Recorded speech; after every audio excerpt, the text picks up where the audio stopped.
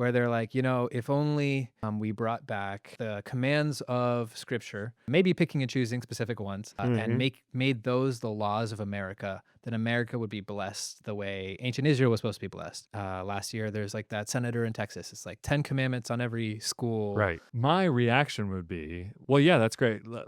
Same as when somebody says, I want to be a missionary, my reaction is, well, what are you doing right now to serve as a missionary in your own home community? And if they say nothing, then I'm saying, well, then you shouldn't go in it's not like you magically transform into a missionary when you go out into the mission field. The same thing I think I would ask, well, how are you implementing the Torah? Like, okay, let's just start working through the teaching. Like, how are you making sure that all the vulnerable in your community are being protected? How are you enforcing this as a community? And if I saw some really thoughtful interaction, then I would be a little bit more encouraged. Like, okay, at Right. least you're actually trying to implement this. I think, like you, I'm probably hearing a very skewed, narrow slice of law conceived of in a legalist framework where these are just things we must do because God said we must do them, and kind of missing the actual wisdom that is for me is much more demanding than merely a list of rules. Like, Mm. at the end of the day, if you just say like God commands these things and therefore we must do them, that's a very easy spiritual life to keep. Might not be fun, but it's at least doable, right? And I think there's a reason why Psalms start with a happy man is one who has to really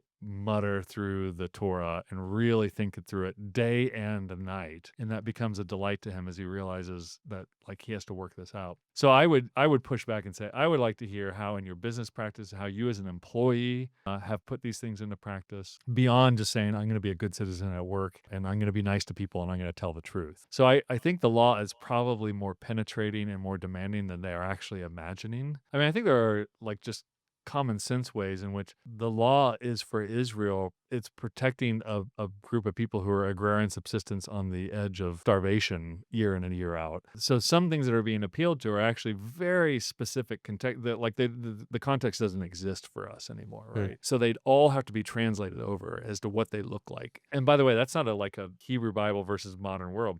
Hmm. Even Hmm. in the Hebrew Bible, prophets are having to Yep. translate what things look like from the Torah into a currency-driven economy in the Persian period. Desert to promised land Yeah, yeah, to yeah. exile. Yeah, while you're Yeah. while you're wandering looks different than I mean, the whole purpose of Deuteronomy is you're going to Yeah. be in buildings now, right? Like, get ready for cisterns. I haven't heard that kind of thinking. Maybe it's out there, but I've heard much more of this like, "Oh, it's just one to one," Mm. as if it would be an easy thing to implement those today. Maybe somebody should write a good TV show about, like, what would that actually look like? You try to just one for one that I think, Handmaid's Tale Handmaid's Tale. Yeah. Yeah. is trying to do something like that.